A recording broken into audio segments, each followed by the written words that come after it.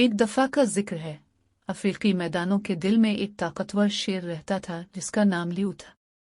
वो अपनी ताकत और वहशियाना अंदाज के लिए दूर दूर तक मशहूर था और जंगल के तमाम जानवर इससे खौफजदा थे।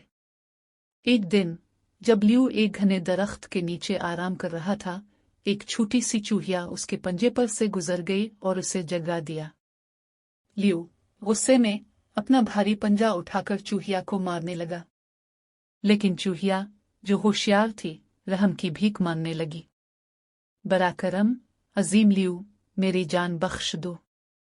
मैं छोटी हो सकती हूँ, लेकिन एक दिन मैं आपकी मदद कर सकूंगी। लियू ने चूहिया की बात मान ली और उसे जाने दिया। कुछ महीने गुजर गए और एक दिन लियू एक शिकारी के जाल में फंस गया। वो जाल से निकलने की कोशिश करता रहा, लेकिन जाल और भी ज्यादा सख्त हो गया। जब लियू की उम्मीद खत्म होने वाली थी तो उसने एक जानी पहचानी आवाज सुनी। ये चूहिया थी जो शेर की मदद करने आई थी। चूहिया ने अपने तेज दांतों से जाल की रस्सियों को कतर डाला और लियू को आजाद कर दिया। लियू ने चूहिया का शुक्रिया अदा किया।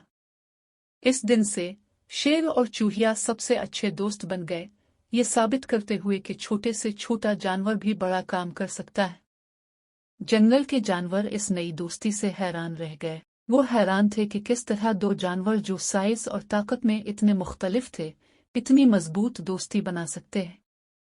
लियू और चूहिया एक साथ मुहिम्मात पर जाते और एक दूसरे की मदद करते, और इस तरह शेर और चूहिया खुशी खुशी रहने लगे, जंगल के दूसरे जानवरों को सिखाते कि सच्ची दोस्ती की कोई सरहद नहीं होती।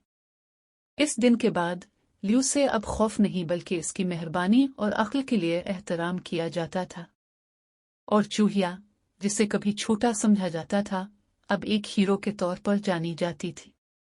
और दोनों जानते थे कि उनकी दोस्ती हमदर्दी और वफादारी की ताकत का सबूत है।